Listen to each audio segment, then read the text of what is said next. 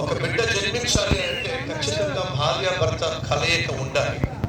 భార్యాభర్త లేక మగవాడు స్త్రీ కలయిక లేకుండా జన్మించడం సాధ్యం కాదు. కానీ పురుషుని కలయిక లేకుండా ఈ భూమి మీద జన్మించిన ఏకైక రక్షకుడు ప్రభు అయిన యేసుక్రీస్తు. అనగా ఆయన జన్మలోనే పవిత్రత ఉంది, ఆయన జన్మలోనే పరిశుద్ధత ఉంది.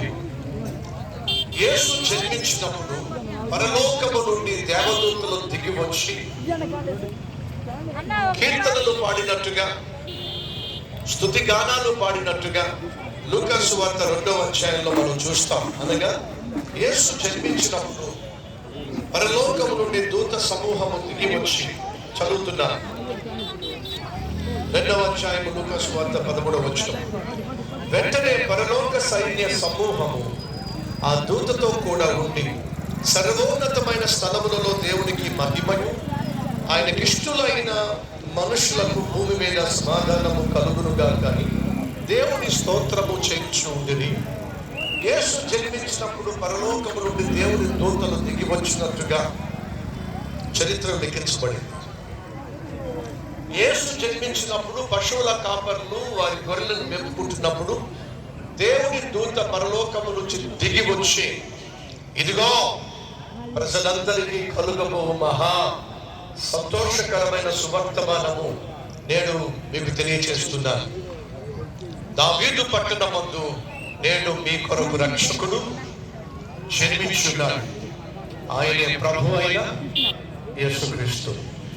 యేసు జన్మించినప్పుడు ఆయన జన్మను గురించిన వార్త న్యూస్ పేపర్లో, టీవీ ఛానల్స్లో రాలా.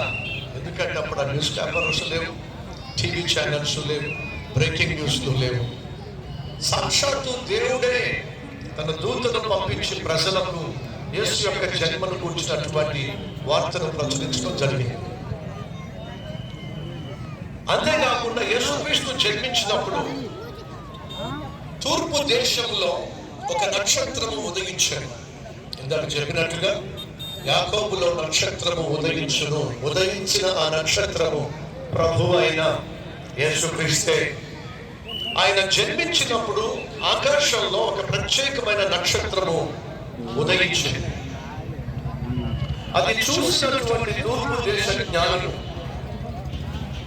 ఒకరి పేరు మెల్కియార్ అని లేదా మెల్షియర్ అని, మరొకరి పేరు జాస్పర్ లేదా హాస్పర్ అని, ఇంకొకరి పేరు బెల్తాజర్ అని చరిత్ర తెలియజేస్తుంది.